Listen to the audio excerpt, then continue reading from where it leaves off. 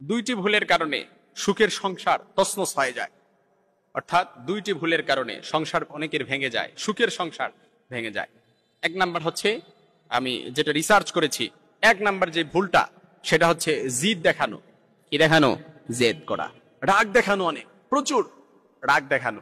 অনেক সময় দেখা যায় স্বামী স্ত্রী ঝগড়া লাগছে, তর্কাতর্কি ঝগড়া লাগছে, মাঝখান দিয়ে শয়তান কি করে এটার আরো গাঢ় করে ফেলে। এই জন্য প্রিয় ভাইরা আমার, এই জিদটা করা যাবে না। এই জিদটা কি করা যাবে না?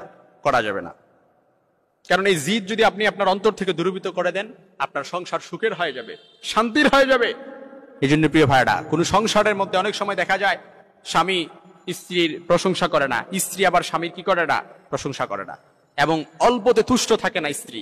অনেক সময় স্বামী একটা শাড়ি এনেছে, স্ত্রী অল্পতে এটা তুষ্ট থাকে না। কি বললে, এটা কি শাড়ি আনছে?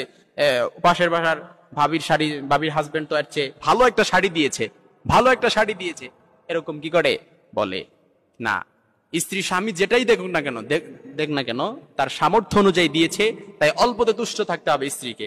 খুশি স্ত্রী দিয়েছে, স্বামী দিয়েছে, স্ত্রী খুশি থাকতে হবে যে যেটা দিয়েছে আলহামদুলিল্লাহ, এটা দিয়েছে কি আলহামদুলিল্লাহ। জিদ দেখানো যাবে না।